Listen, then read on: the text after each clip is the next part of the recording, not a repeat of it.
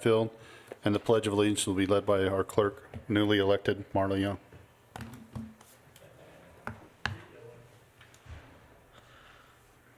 Our Father in heaven, we're grateful for this day, for the opportunity you have to be able to be here to do the business of the county. Father, we're so very grateful to live in this land and for the many sacrifices and freedoms that we do enjoy, and that, Father, please bless those who are making those efforts to sacrifice and protect our freedoms. Please bless the Brent Taylor family, mourning his loss. And please bless the Vincent family and the Friedel family and their losses here at this time. Father, we're so very grateful for the many men and women that serve in this county and to do the work of the people, and we're grateful for their service and their efforts. Please bless them and their families. Father, please bless us as we go through this agenda tonight, that we might be able to be guided and do the things which would be pleasing unto Thee and be for the best for the citizens of this county. We are grateful again to be able to live in this great land and area and be associated with one another. And we say and ask for these things humbly in the name of Jesus Christ. Amen. Amen. Please join me in the Pledge of Allegiance. I pledge allegiance to the flag of the United States of America and to the republic for which it stands, one nation, under God, indivisible, with liberty and justice for all. Thank you.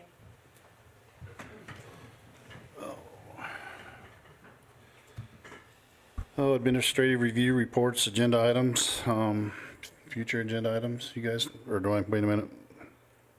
We don't have any minutes, do we? Right, you'll have two sets Okay, next time. all right. Sorry, you slipped one up on me on that one. Okay, you guys got anything you want to report on? Anything? No, just congrats to Yeah, everybody, Steve thanks for and voting. Jeff and Marla. Sounds like we had a record. Sheriff for Yeah. getting reelected. And it sounds like we had a record setting, so almost 70% turnout So far, and we've got more to count, so. on a non-presidential is pretty impressive. So these guys were up here late last night getting everything turned in. So our last meeting, we kind of talked about just all the struggles and stuff that are going on. And it's hard to believe that 2 weeks later, we've got worse situations going on. And like Commissioner Hadfield said in his prayer, you know, the Vincent family and the and mayors, I don't know why it's mayors, you better watch out, because it seems like it's going through, you know, Mayor Friedel and then Mayor Taylor from North Ogden. It's just a interesting time to where we're lucky to the things we have available to us and these freedoms that I think we take so for granted. I know I'm not going to take voting for granted anymore, or doing the Pledge of Allegiance, and so I just want to appreciate how much I appreciate living in this free land and doing the things we were able to do without the threat of violence when we go to vote. And if you go on Brent Taylor's Facebook page, the last thing he said was about service and freedom, and it's pretty humbling to know that, you know, he had 3 weeks to go till he came home and left a family of 7 and a wife, and I have a feeling that if he was asked, you know, if he made the wrong decision, he'd probably tell you no, because that's the kind of guy he was. So, all right, I'm off my soapbox for a bit. So, I don't see Chad Hunt here, so I'll just take that one. Every year they have the Festival of Trees up in Tremonton.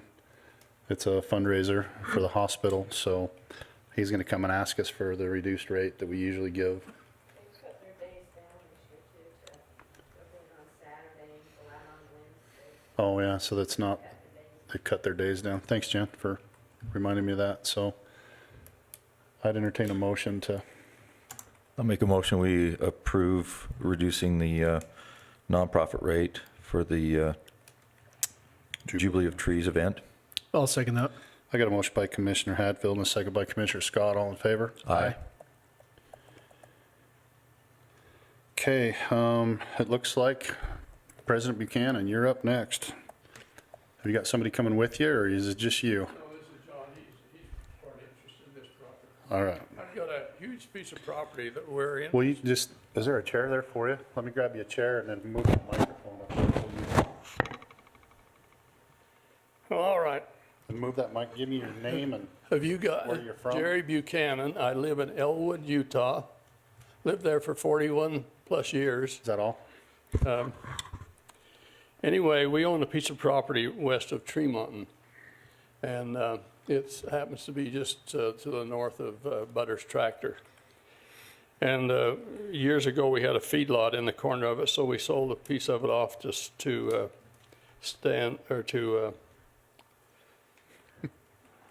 I don't want to Darren remember- Michaelis. I don't want to remember his name. Yeah.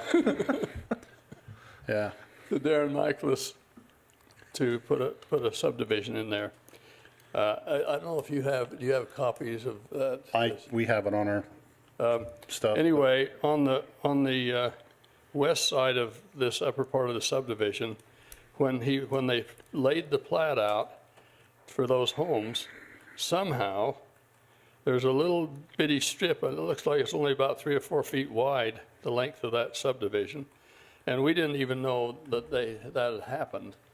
And so he built the homes, and then all of a sudden we find out years later that it's gone to a sheriff's sale for non-payment of taxes, and it's now surplus property in the county. We would like to buy that little strip of property and incorporate it back with a farm. Okay. That's our desire. Okay. We were just talking about it before. Tom, were you just saying we'd have to look up and see what it actually went for? Brent looked it up, and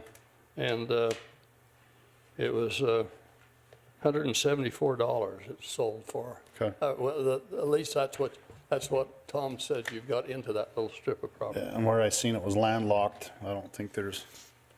So that was the amount that, it was struck back to the county, and that's the amount that's just outstanding for the last 5 years, Tom? Okay. Okay. Anyway, that's our desire. Okay. You got any comments or questions? No. Okay. I'd entertain a motion if we. On this, Steve, since it is such a small parcel and it's landlocked and it's not something major, do we need to go through the real estate, or can we just go ahead and approve this? The way the policy's written, it says all property, all real property. Has to go through that? That's the way it's written. And since it was struck back and it pertains to the county, It's surplus property that would fall under the Surplus property. surplus property, meaning the county doesn't need it or want it anymore. Right. so since Mr. Buchanan is here and has made an offer, do we need to do anything different, or can we just go ahead and accept that, or does it need to go through?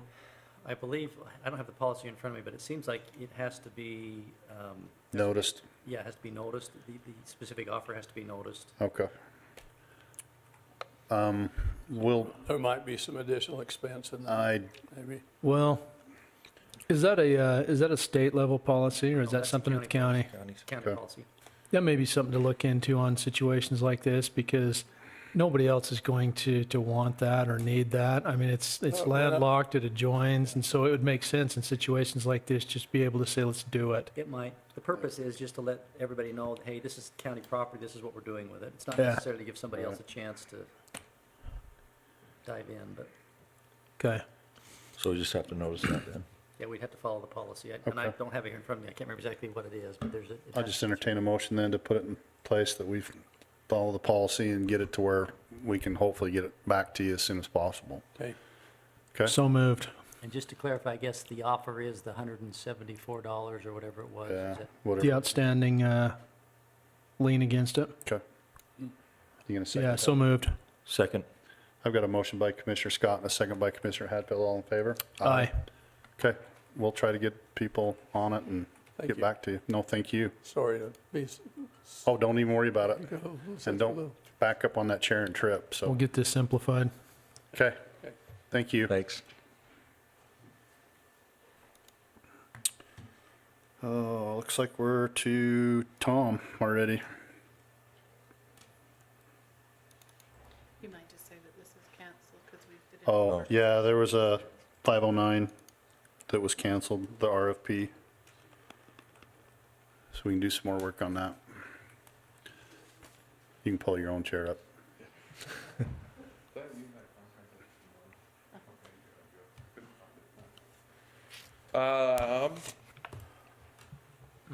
First item up is that we've been working with the Special Service District, the Box Elder County Special Service District, for them to get their own liability insurance. They went out, they got bids from the Utah Trust and from USIP. They met as a group a couple weeks ago. They decided to go with the USIP offer, and so part of that process is that we need a current member of USIP to sponsor their membership via resolution. Which is us. And so USIP said, hey, Okay. go ahead and use the county. So Marla has the resolution, and all it is that you will sponsor the Box Elder County Special Service District to become a member of the Utah County Indemnity Pool. Okay.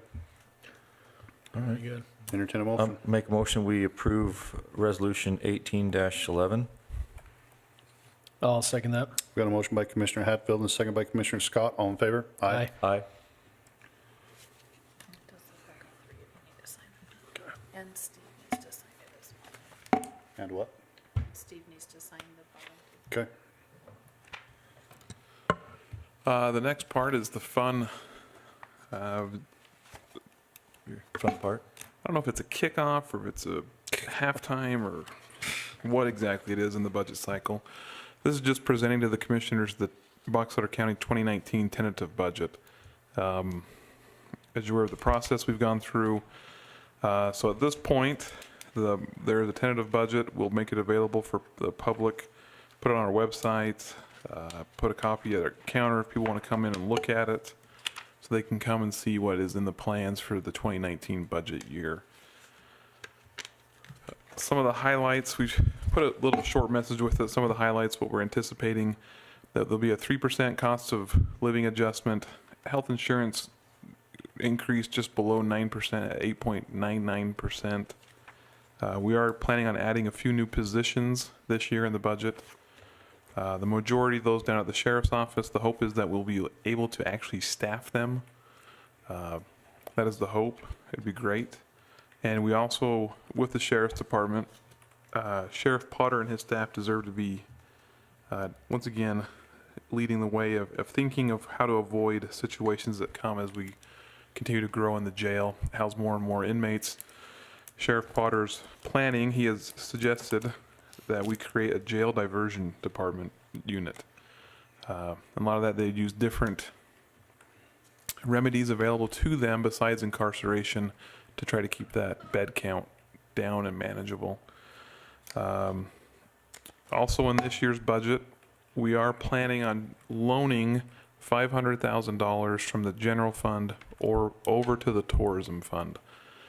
That loan will be payable in 24 months on the issuance of the loan, and its interest rate will be the same rate that we get from the PTIF.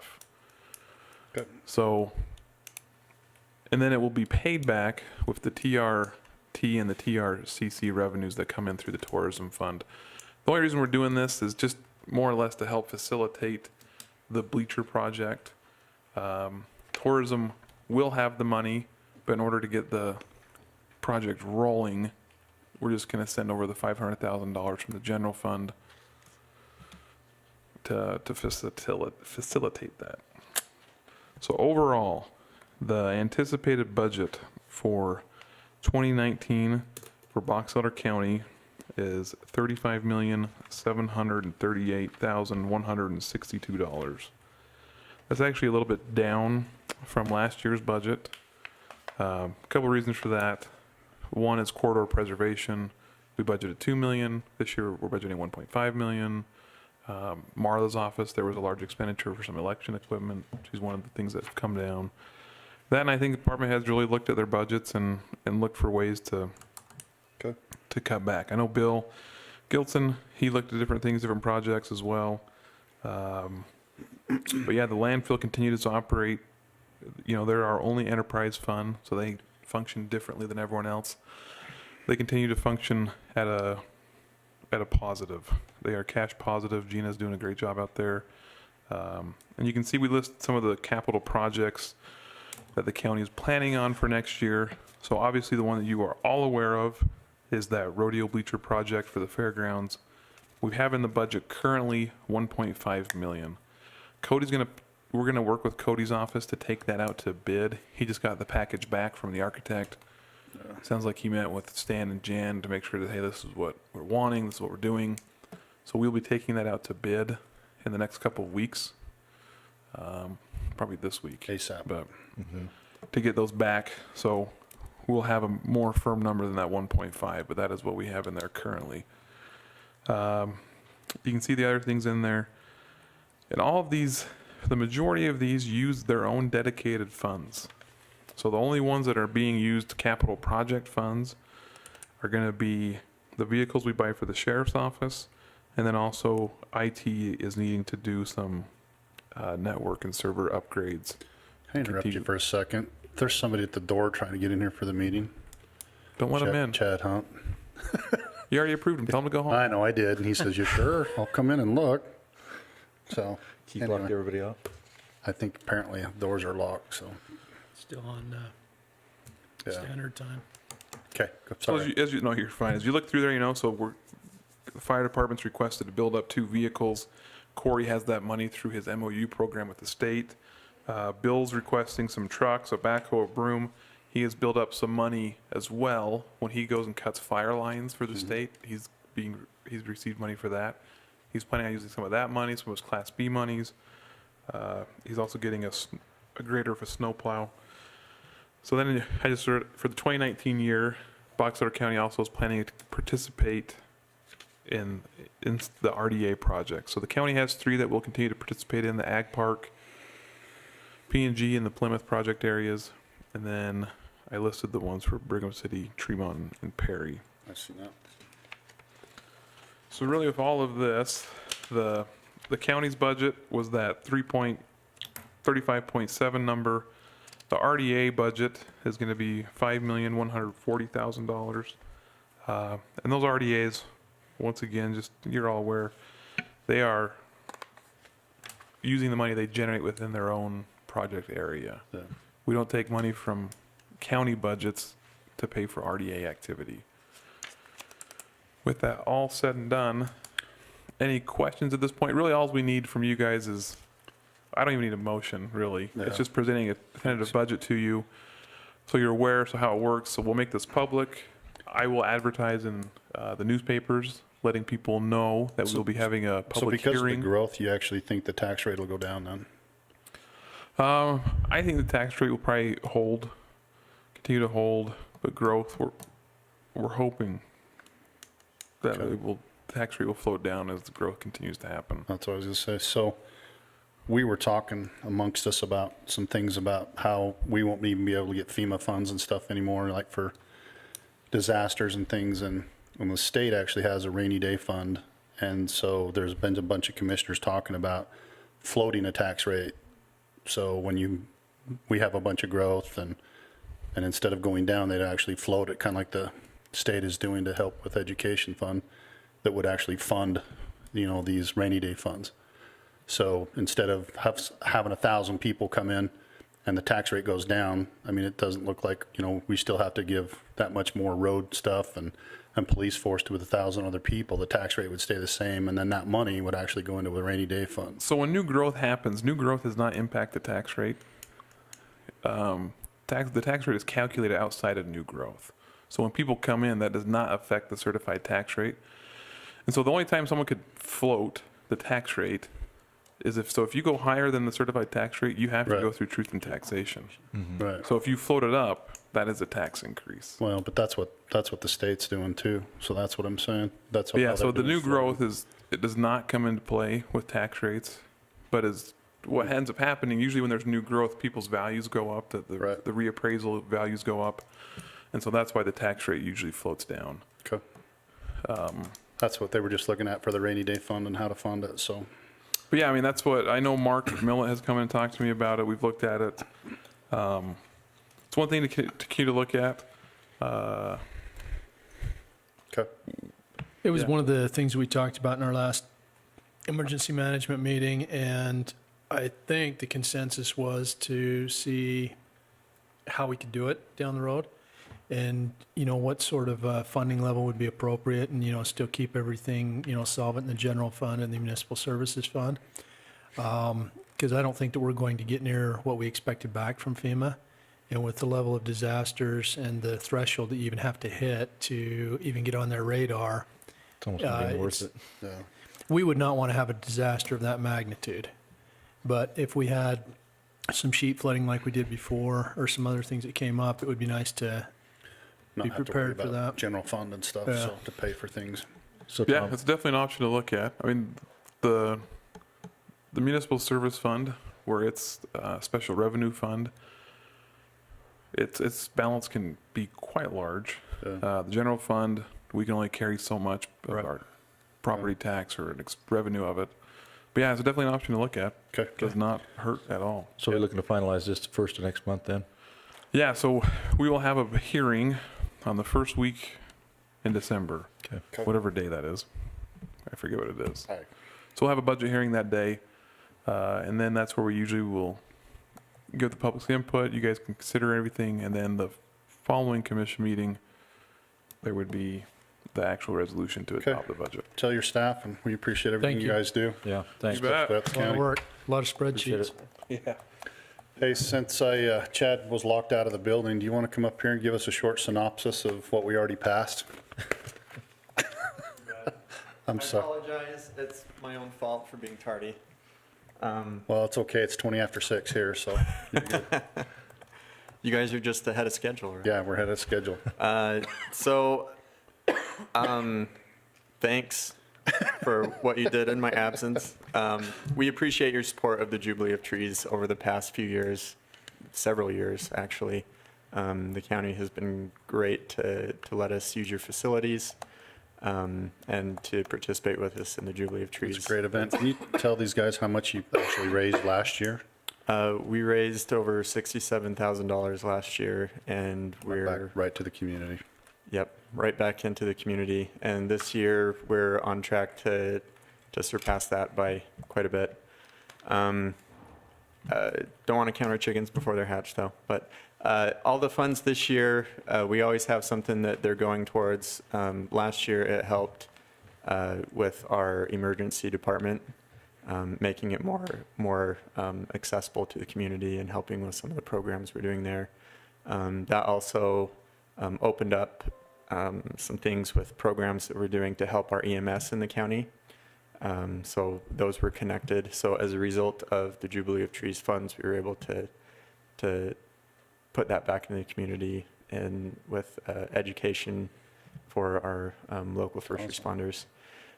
This year, our focus is mental health and suicide awareness. So we're hoping to work on projects that'll help with access within the hospital, as well as continue our efforts out in the community with suicide prevention. We know there are some things that need to be addressed there, and That's awesome. we're working on that. We appreciate you. We appreciate you sticking around too, so. I appreciate you letting me in the door. And Thank you. just, we also want to invite you guys, the commissioners, to the Yep. dinner. And everybody else. Yeah, everyone who's here. Come on up. So we've got some seats for you and your spouses, so Okay, we awesome. hope to see you there. We thank you. Appreciate it. Thanks, Chad. Great program. I got mine in the mail today. Okay, thanks, Chad. Thank you. Scott, I think you're the rest of the agenda. Don't take that personal. But See if I can keep you entertained. Stretch. we'll see. All right. Item number 1 is the Lily-White subdivision. This is a 2-lot subdivision located at 13,600 north and 6,000 west. So we're just north of Garland, basically. Both of them are approximately half acre in size. One has an existing home on it. The other, a home is proposed to go on it once they submit for a building permit. It has been reviewed by all applicable departments within the county, as well as the Bear River Health Department. And it comes with a recommendation of approval. You guys got any questions? No. Steve, have you guys, I guess you guys have signed off on this? Okay. Yeah, I'd make a motion that we approve the Lily White subdivision. Second? I got a motion by Commissioner Scott and a second by Commissioner Hatfield. All in favor? Aye. All right, next item is ordinance 487. This ordinance is a rezone, approximately 94.58 acres, located at 11800 North, 3600 West. And the request, the property is currently zoned A20, which is agricultural 20 acres. And the request is to change that to RR2, which is a rural residential 2-acre zone. This property is located in the area just north of Deweyville and west of The road. Collinston Road. yeah, Highway 38 or even west of where the railroad line runs there, Okay. north of Deweyville. It went before the Planning Commission at their, what would it be, October meeting? And it received a recommendation of they forwarded a recommendation of approval on the project to the County Commission. Okay. Entertain a motion. Make a motion, we approve ordinance 47, the rezone from A2 to RR2, Did you say 47 or 487? 487, sorry. Okay. And it's sorry. A20 to RR2. Okay. 820. I'll second that. Okay. I've got a motion by Commissioner Hatfield and a second by Commissioner Scott. All in favor? Aye. Next item, Perry City. So the next 5 items are requests from the Corridor Preservation Fund. We just had the 2018 funding cycle. So we received 5 applications, and all 5 of those applications went before the COG at their meeting in October as well. And they have now come to you with a recommendation of approval. I'll go through each of those individually. The first one comes from Perry City. This application, Perry City is requesting $48,000 for the acquisition of right-of-way. I don't know if you have particular requests or information that you would like to know on it. Essentially, on this particular project, Perry City has, it's on the east side of the city. Essentially, it's been Individual subdivisions. orchards have been developed. So you have basically orchard or like Subdivision development, islands. orchard, and it's created A whole. essentially a safety issue Yeah. because you have no access out of these subdivisions. Really, there's one access out, and there's no access north to south aside from the highway. So not only does it create a safety issue from like a fire standpoint or emergency standpoint, it also creates a safety issue in that to get to the next neighborhood over, you actually have to go down, make a left-hand turn onto 89, which is a 50-mile-an-hour street, and then back up into the next community. So what Perry City's proposing to do here is just create a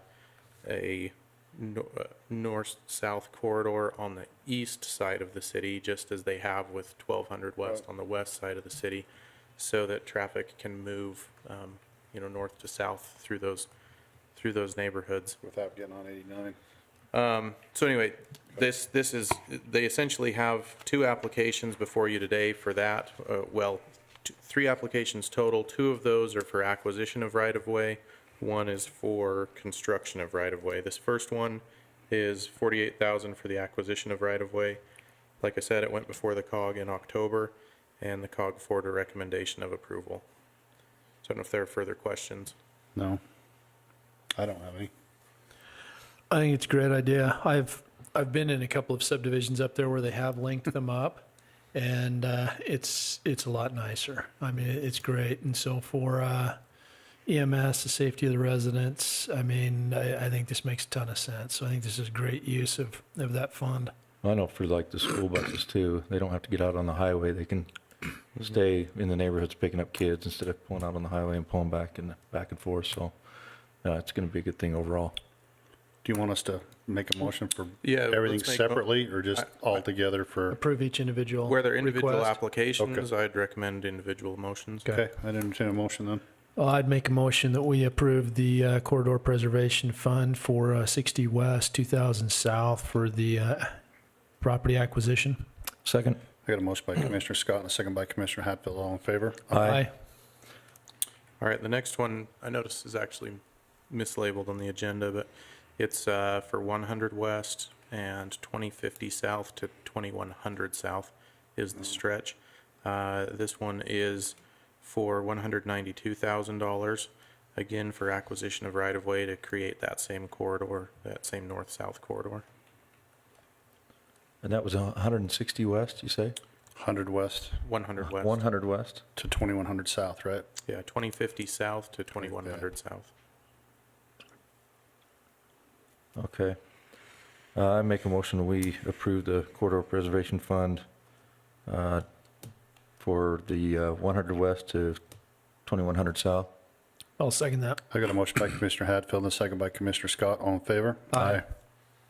And Perry City's final request, I know Perry City's mayor is here this evening, and he had mentioned to me over the phone that he wouldn't mind taking a few minutes. I don't know if he wanted to speak specifically to this application or to all of them. But their final request is for 100 West from Hillhaven Drive to 1750 South. So again, it falls within that same north-south corridor. This request is $96,000, and this one is not for acquisition, but it is for construction of this section of road to, basically, this is the most important and, essentially the first connection of that corridor. So It's up to you if you want to hear from him. You guys want to listen to? That's fine. If you're here. Mayor's Come on up. here. Yeah, Come on up, absolutely. Mayor. We know that Kevin likes to speak. Has something to do with the name. I think we're probably good unless, like I said, you want to Yeah, say something. unless you have something else. This is what this fund was for, and I mean, that's what we reached out and tried to get the law changed so you could actually do these types of things for little communities, so. Yeah, the only question I would have, and just so that it's on the record, this was presented to the COG, and the COG recommended approval to the commissioners. Is that correct? Correct. Okay. Okay. All right, I'd entertain a motion then. I would make a motion that we approve the request for the $96,000 for the construction of the initial link between the two subdivisions in Perry. Second? I got a motion by Commissioner Scott and a second by Commissioner Hatfield. All in favor? Aye. Aye. All right, the final two, I'll address them kind of at the same time. These applications come from Portage Town. There are two projects in Portage Town that they feel are vital for their community. The first one is Portage Lane, going basically from the at least Portage Town boundary, coming from I-15 into Portage. There is the Samaria Canal, which goes underneath that lane, and the existing culvert is failing. Anyway, our county roads department has assisted Portage Lane in looking at that structure, and they feel that it's necessary to replace that sooner than later. Don't want to see a failure there, which could potentially end in accident or injury. So that's one of their applications is for Portage Lane. The second application is for 8800 West, which actually runs north to south through Portage, essentially from the south border of Portage to the north border, which is the Utah-Idaho border. And they requested, they had the two projects estimated out by their engineer, and that cost estimate came to approximately $717,000. A fairly hefty sum. Their original request came in at $695,000, and that they would be able to put in 22,000 of their own. In their request, if you had a chance to read it, the cover page there it discusses the two projects, and what they proposed to the COG was, if you're willing to give us the full amount, we'll move forward with the full projects, and it's, basically gets them kind of a premier project on both, with regard to both roads.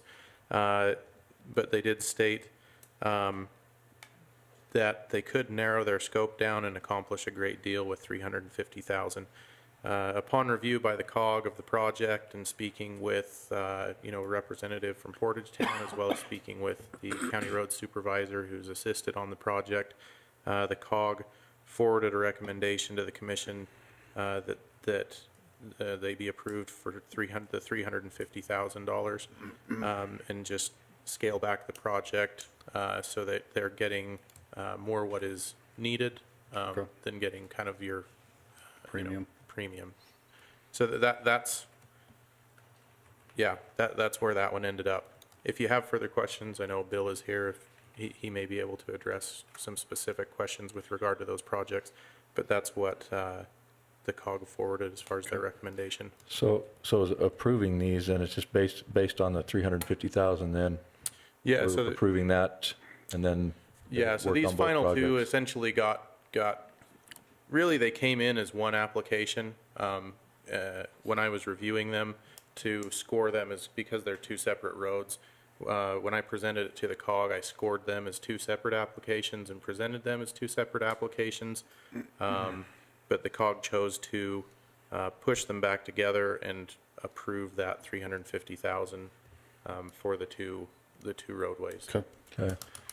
And that 350, I mean, it will function. It's not going to be I-15 or a thoroughfare, but it will function and meet their needs. Correct. It'll basically, the biggest concern was safety, and they can basically meet their needs as far as safety goes and long-term durability with that 350,000. Okay. With the total funding requests that go out on this year, do you know where that would leave the balance at the end of 18? It doesn't even take care of everything that came in on this year. Okay, Yeah, that's what I thought. I mean, off the top of my head, I ran the numbers in September, and I think there was 3.7 million remaining in the fund, and that's before these approvals. So you And then that's knock off what's been approved this evening. And then add whatever comes in Another at the end of the quarter. year, another 700 and something thousand. Well, and that kind of has been trickling into the fund Okay. throughout. So Yeah. between new additions plus interest. Okay. Okay. But No, I think that's great. I mean, I Motion. think if we're in a situation where we're taking out about what comes in, and we've got a robust balance in there just in case something major comes up or we need something, I think that's good use, so. And we have had some good discussions with the COG recently, and in January when we meet again, I will be proposing some updated application procedures and review procedures that address construction and maintenance versus acquisition, because the fund essentially splits those by percentage as to what can be funded. So Right. we felt, and they have different, as far as ranking projects against each other, it's difficult to rank a construction project against an acquisition project. So we're going to update those things, and the COG will see those in January, so you'll likely see them probably. You want to go see probably some of these early good things that are happening. I mean, you can actually go back and look at like Honeyville's project and things like that. So the corridor preservation fund's done some great stuff, not only in Honeyville and Tremont City and Perry and stuff like that. So it's been a good thing we got going finally, huh, Scott? Yep. Okay, I'd entertain a motion. I'll make a motion where these are separate items. I think we have to do them separately, but, Actually, it's together. well, I think where they're listed separately, though, don't we need to approve them separately? I guess my recommendation would be to, unless Steve has a difference of opinion, you could say for the Portage Town Town. 8800 West and Portage Town Portage Lane projects. Doesn't matter, probably they're separate items, so just for clarity, as far as the minutes go, which Okay. one was approved and which, so. So I was just going to make a motion to approve the the COGS $350,000 towards the Portage Town 8800 West project. I'll second that. I got a motion by Commissioner Hatfield and a second by Commissioner Scott. All in favor? Aye. And then I make a motion that we approve the Portage. $350,000 to Portage Lane for the Portage Town project as well. So that 350 is combined. Cover both of them. Okay. Yeah. Second. I got a motion by Commissioner Hatfield and a second by Commissioner Scott. All in favor? Aye. Okay. Thanks, you guys. Thanks for Scott. coming clear to Portage. Drive safe on the way home. It's dark now. No, we appreciate you guys. Everybody from Southern Idaho has to stick together. Hey, Bill. Did I say that out loud? You gonna get that on the minutes?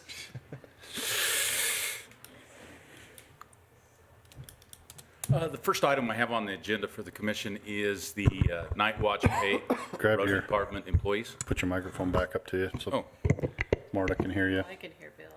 Well, there you go. Now you can really. now you're really going to hear me, huh? Because if not, I'll get a text from Keith here in a minute saying I can't hear Bill. I don't think so. Okay.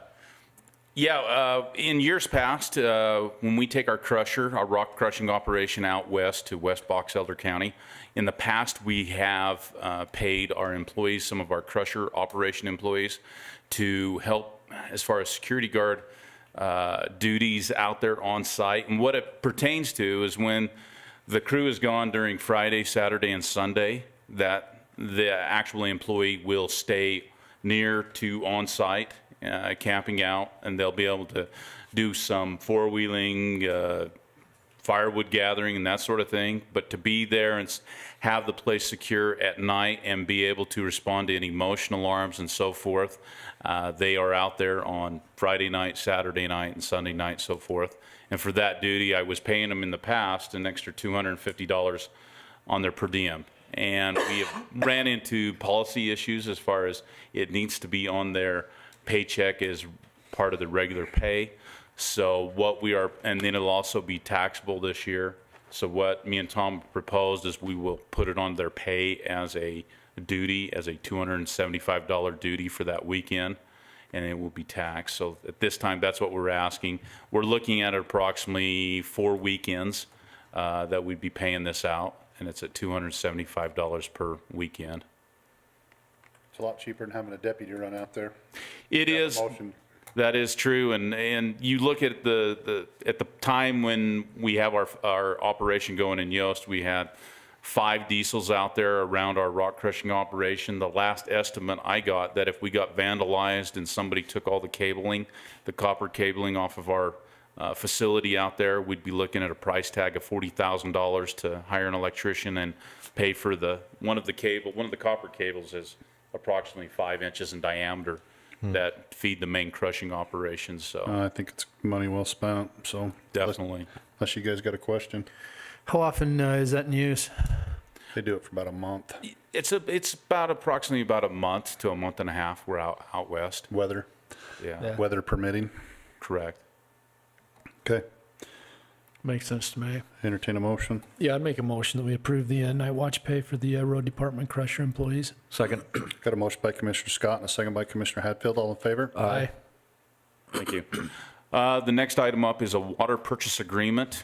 Currently, the road department has been in the Park Valley area for approximately about 2 weeks. We're doing work in the Cedar Creek Road, Kelton Roadway, the south of the Park Valley Shed along that roadway right there, Board's Ranch Road, and then also along the Immigrant Trail Road going into the future. We are getting gravel on those areas, so we need water on the roadway to compact the gravel and get it in. And we have a proposed contract with Ken Spackman.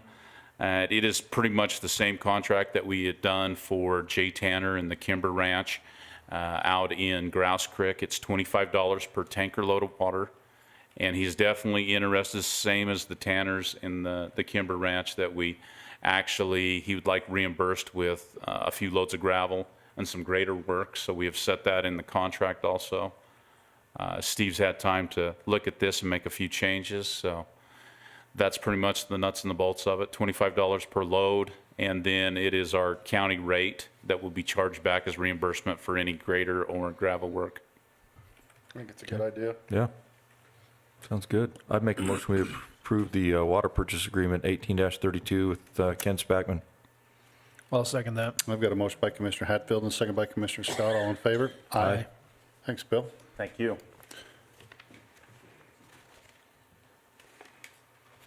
Do we want to do those now, or do we want to do the RDA? It's up to you. It's up to you. We can do this and then go to the RDA. Take a recess. Just for signatures? Or do we want to do the RDA first? Yeah. Choice. It's up to you guys. You guys didn't make a motion, so whatever you want to. Yeah, we can do that. Do you guys want to start signing Might as well. papers? Okay. Start signing papers while we're signing.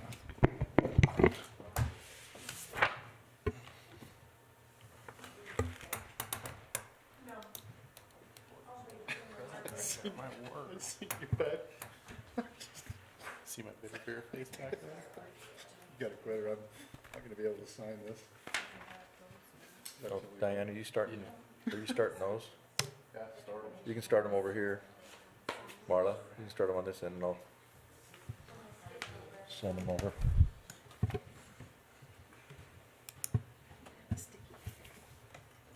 Do you need a sticky? Here.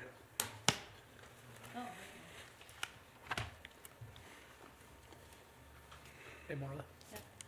Do these get done tonight? Because they're just terms, Yeah. temps, terms, termination. Terms? steps. Something. Okay. All right, thank you. Thanks, Scott. Thanks, Scott. Thank you guys.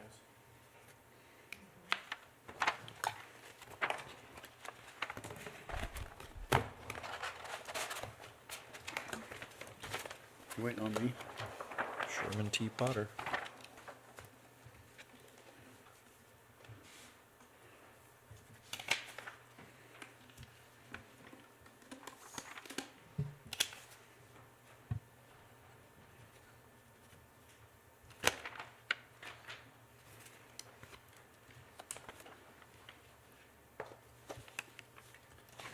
New one, huh? Is it?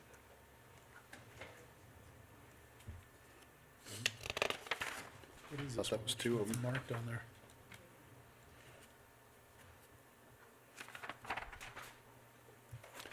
You gotta have, I mean, he's got that big space now, he's gotta fill it up. Who? Yeah. Is it done? Are you done? I wish. You're gonna start tearing into the old part, aren't you? Haven't even Redoing gone that? to the new part yet. Oh. That's a week from Friday. Mm. Then we're about 2 to 3 months out. Speed of government. Yeah. True to form.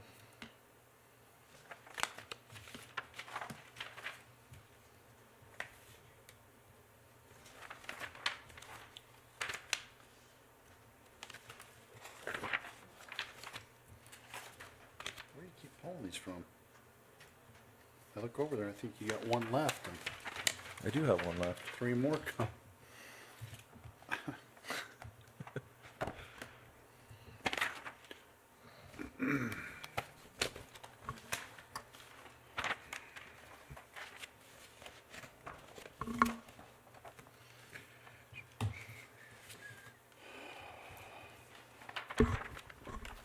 We're missing a movie screen.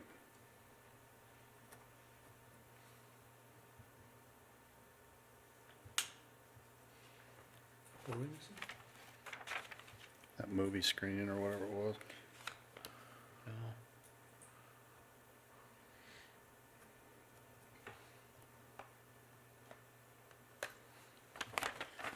Okay.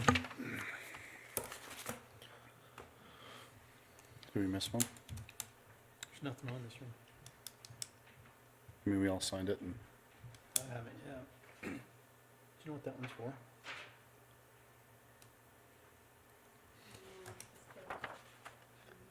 Yeah, if you can just mark termination on there. Oh, sorry, I didn't see you had it back.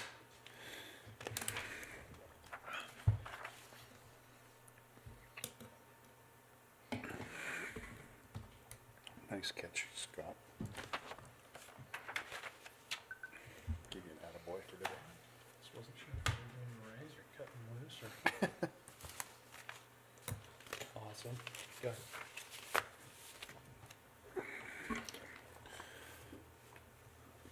Since you signed the last one. Thanks, Dave. Yeah, I just needed to have a recess from our regularly scheduled business meeting to go into our RDA. I don't think I need a motion, do I? No. Yeah, Okay. just recess. Come on down, Mitch.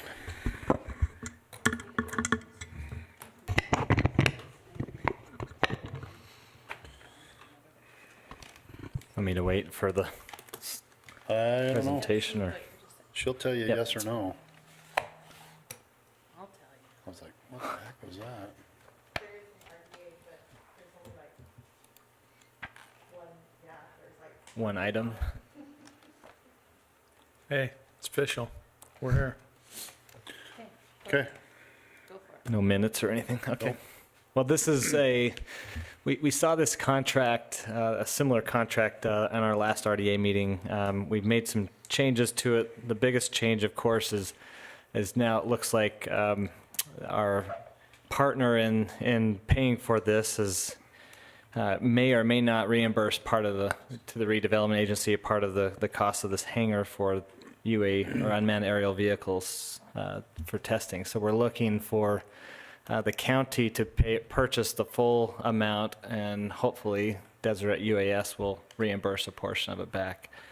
Right now, they're not sure if they've got that in the budget, and so we're kind of back and forth if we're going to move okay. on that. This allows, at this point, Northrop Grumman to move on the contract to get the hangar going. We've got 2 to 6 different companies right now looking at doing their testing out there, and Wow. one of them needs a hangar for sure. The other ones could probably use other vehicles or other trailers, but for now, they could all use it tomorrow if we could get it out there. So Do you know what the anticipated cost of the hangar is? it's $95,000.